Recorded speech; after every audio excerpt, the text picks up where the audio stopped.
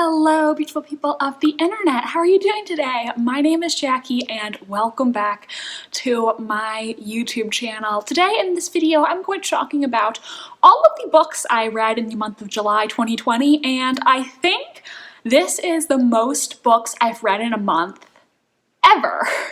The month of July, I read 8 books, 4 physical and 4 ebooks.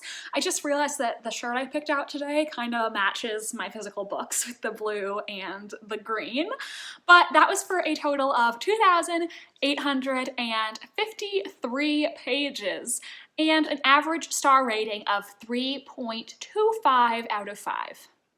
I'm gonna try to be brief because I have so many books that I have to go through. Also, the ones that I read at the beginning of the month, it feels like it's been an eternity since I read them, so I might have forgotten some of the specifics, but I do have Goodreads reviews for some of these, and I will definitely refer you to those in the description if you want to hear more specific thoughts about some of these books. Since I have so many books to wrap up in this video, I will have timestamps in the description if you want to skip ahead to the books that interest you the most.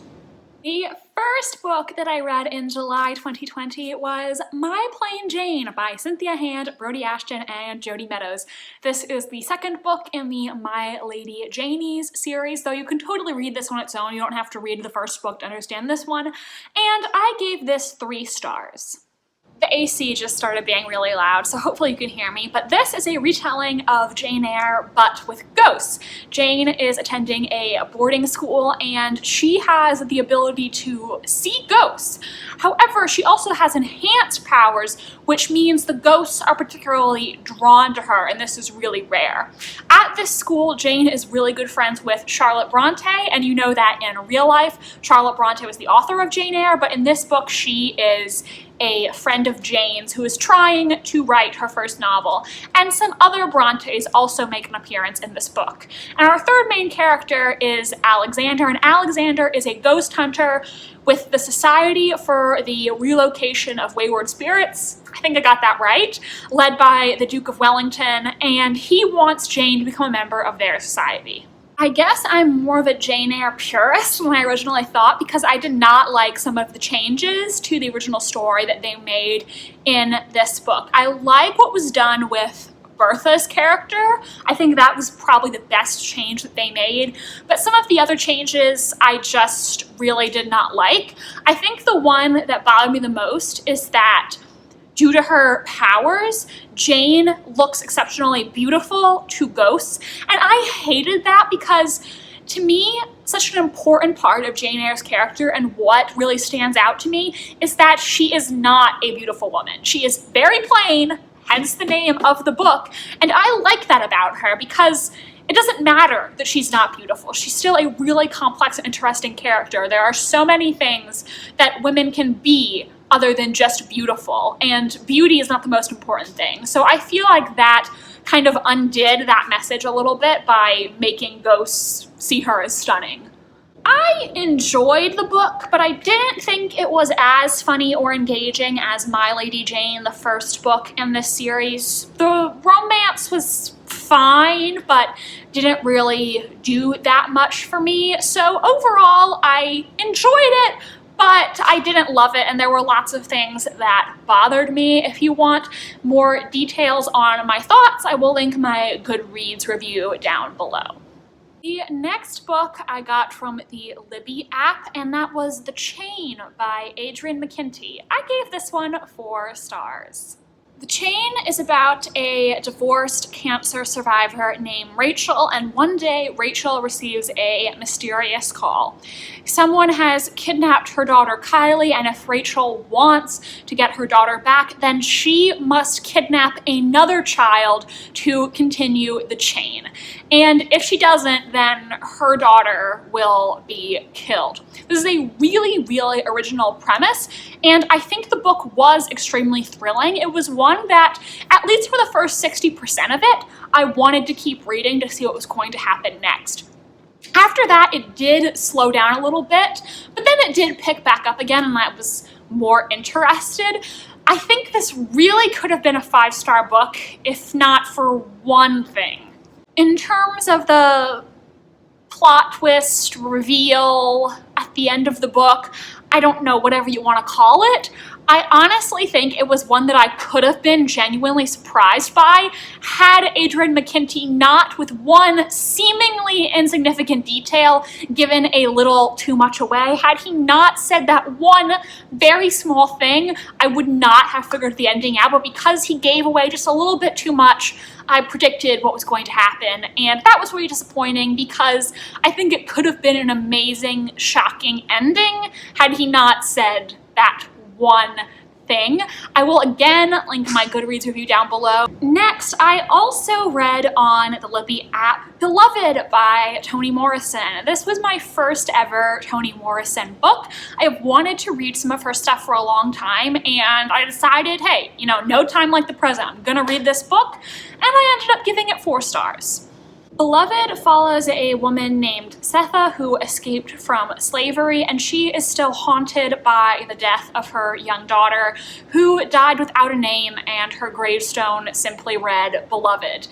But now, in the present, many years later, a young woman shows up at the family home calling herself Beloved, and the family now has to confront the demons from the past.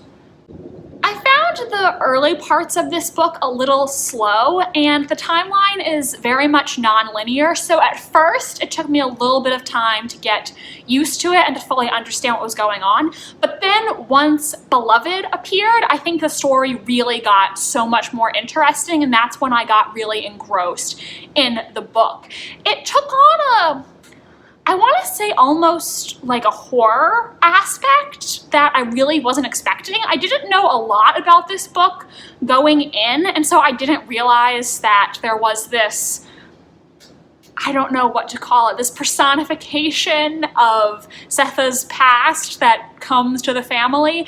It really does almost feel like psychological horror, I want to say, and I don't know if that's sort of my thing.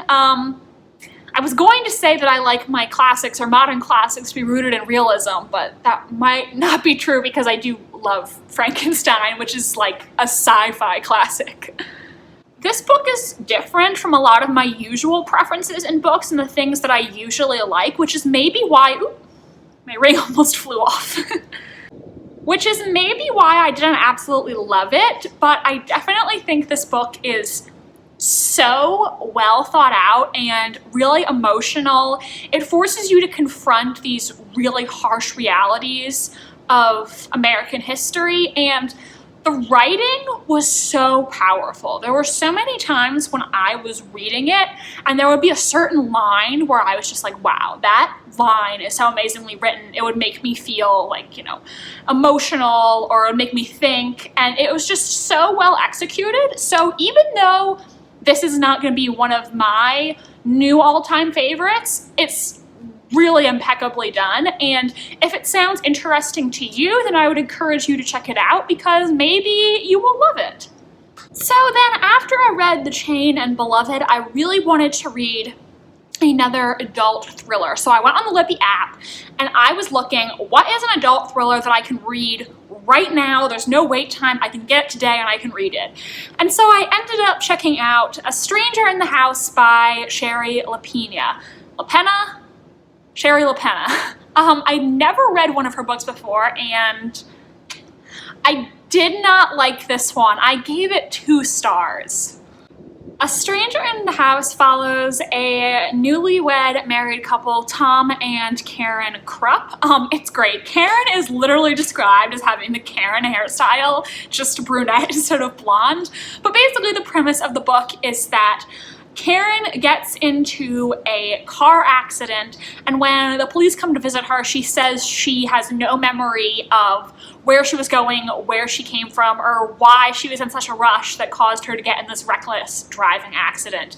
And then the police suspect that Karen might have committed a murder that occurred that very night near where she had her car accident. She's adamant, though, she didn't do it, and her husband Tom doesn't know exactly what to believe. I just thought this thriller was really predictable.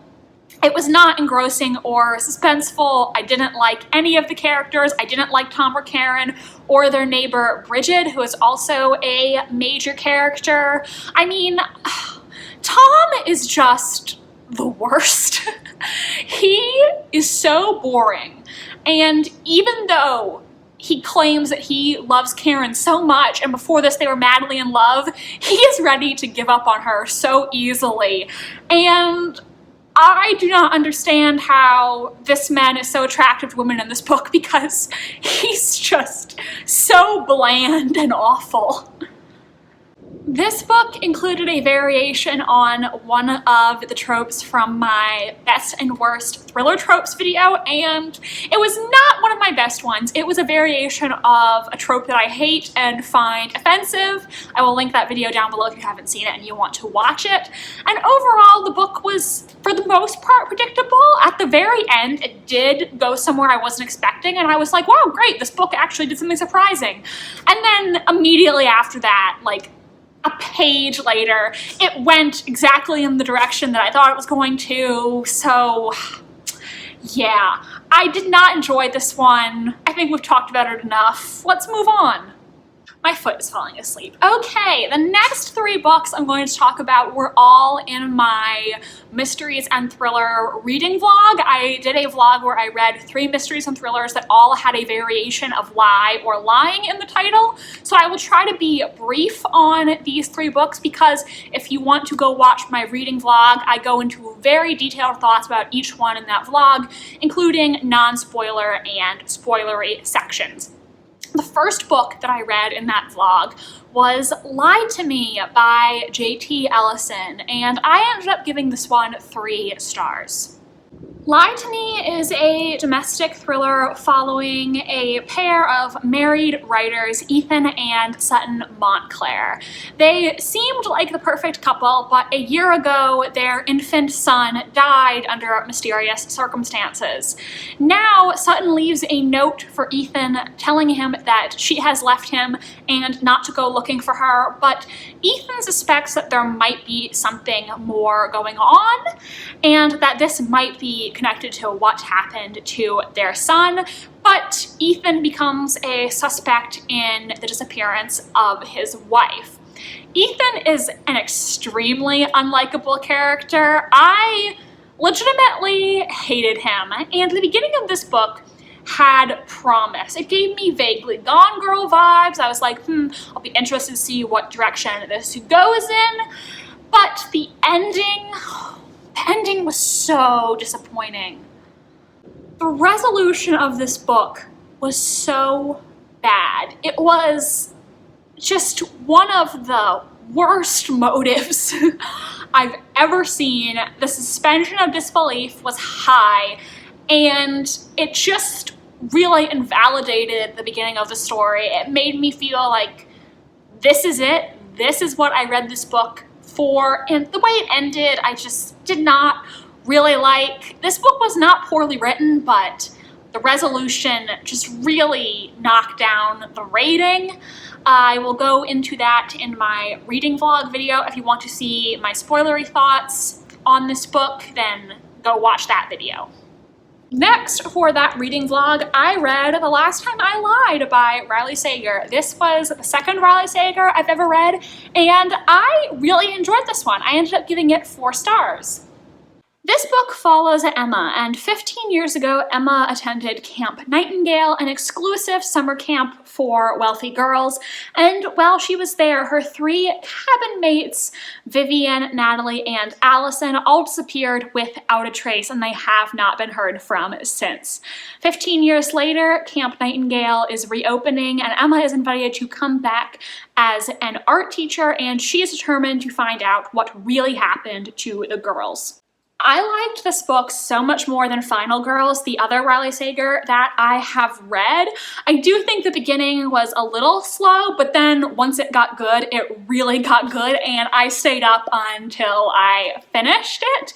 This book did keep me guessing. I had so many different theories, and the ending was really shocking to me, but in retrospect, it also made sense. Part of it, I have to suspend my disbelief a little bit, but overall it was really entertaining and I liked it much more than my last Riley Sager. Last book that I read for that vlog was Dead Girls Don't Lie by Jennifer Shaw Wolf. This is a young adult thriller that I bought all the way back in 2014. I actually found my Barnes & Noble receipt inside the book while I was reading. I told myself, Jackie, if you don't read this book now, you are never going to read it. And unfortunately, I did not like it. I ended up giving it 2 stars. Our main character, JC's former best friend, Rachel, has just been murdered. Though the police think that it was a drive-by shooting, the night that Rachel died, JC actually received a text from her, and Rachel is from beyond the grave sending her pre-timed messages to help JC figure out who actually killed Rachel, and the murder might be connected to another, well, I just hit myself in the face, another murder that occurred a year before. I think I understand what the author was trying to do with this, but it was not successful. The main character, she frequently annoyed me at times. I think the author was trying to address the way that Mexican Americans, and especially immigrants, are stigmatized in the society and the racism that they face. However, I feel like if that was something she wanted to address in her book, then the behavior of the hypocritical white Christians in this town needed to be more explicitly denounced. So overall, I feel like she just didn't push it far enough to be successful, and everybody on Goodreads was like, oh, this book is worth reading because the ending is so shocking. I was not at all shocked by it. I think that it's really easy to figure out if you pay attention, and this book also, like A Stranger in the House, included one of my most hated thriller tropes from that video, another trope that I think is really offensive. So overall, did not like this one. Again, watch the vlog if you want to see some of my spoiler comments. It was quick to get through, but yeah, it was not good. And finally, the last book that I read in July was The Guest List by Lucy Foley, and I ended up giving this one 4 stars. The Guest List takes place on a remote Irish island where Will and Jules are getting married. However, the night of their wedding, someone turns up dead, and the book does not tell us until the end who it was that was killed or who the murderer is. So we go back in alternating perspectives leading up to the wedding night, and we get the perspective of Jules, the bride, Jono, who is Will's best man, Jules's half-sister, and Hannah, who is someone's +1, the +1 of one of Jules' old friends. And overall, I did predict a lot of things that happened in this book, but I still enjoyed it because I think the book was really well written. Lucy Foley had me on page 2 when she referred to the cutting of the wedding cake as a ceremonial disemboweling, which is just like such a creative and creepy turn of phrase, and one that I never would have thought of. I also loved the setting of this. I thought it was so great.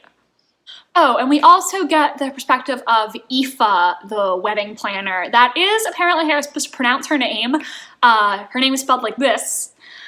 But even though I looked up how to pronounce it before I read the book, in my mind I was still calling her Aoife, which is so wrong.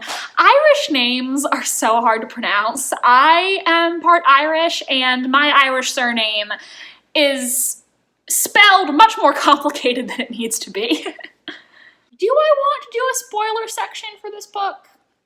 Yeah, I want to do a spoiler section. Okay, so I'm gonna put spoilers on the screen, so if you don't want to hear, just mute this video or skip ahead, and then when spoilers is no longer on the screen, that means you're good to go. Okay, so I did predict almost everything that happened in this book sooner or later. It was very clear to me once we found out that Hannah, Charlie's wife, had a sister who seemingly died under mysterious circumstances, and that sister also went to school with Will and Jono, that they were connected to it and that Will somehow caused the death. So for a long time, my theory was that Hannah was going to kill Will in some plan for revenge. And that was my theory for a really, really long time. It was also clear to me once Jules and Olivia's mom said that Olivia's breakup had been harder than Jules realized, that Olivia had had an abortion. That was just immediately what popped into my mind when I read that. And then when she said that Steven, the guy she slept with, was, I don't know, 13 years older than her, the same number of years older that earlier in the book Will had said that's how much older he and Jules were than Olivia. I thought, well, Will must have been the guy that she slept with. So I knew that. And I think one thing that I was really surprised by was the revelation that Will purposefully interfered with Jono being on Will's show, Survive the Night. That was something that didn't occur to me, but in retrospect made sense, because at the beginning of the book, when Will finds out that Jules invited his producer, he freaks out and you don't know why, but that was something that I'd forgotten about until we got that reveal, and I was like, oh crap. And then I did eventually realize that Aoife was the real murderer, but Hannah was my theory for a really long time. It's just once we saw that Aoife was visiting this grave in the cemetery and we didn't know whose grave it was, I knew obviously that was going to be relevant later. And so I did eventually figure out that she must have been related to the person who died in the hazing incident that Will orchestrated. For a while, I thought maybe her and Hannah were in it together somehow. I mean, it definitely made sense for Aoife to be planning to kill Will because she offered Jules such a huge discount to hold her wedding here. Like, she must have been doing that because she wanted to lure them to the island so she could kill Will. But then once we figured out that Hannah actually didn't know that Will was the one who leaked the nude photos or sex tape or whatever it was of her sister, I realized it must have been Aoife alone. So I was on the right track, but there were some minor details that were surprising to me. I think really you could figure almost everything out if you paid attention hard enough. End spoilers. So overall, I liked this one. I thought it was really well written. I loved the setting and the atmosphere. I predicted a lot of stuff, but it was still an enjoyable reading experience. And that is it, you guys. These are all the books that I read in the month of July 2020. I hope you enjoyed this video. If you did, please give it a big thumbs up and subscribe to my channel if you want to see it more from me. I post new bookish videos every single Wednesday. My social media links are down below if you want to follow me on Tumblr, Instagram, or be my friend on Goodreads. Thank you so much for watching, and I hope you have a worthwhile rest of your day. Bye, and I'll see you in the next video.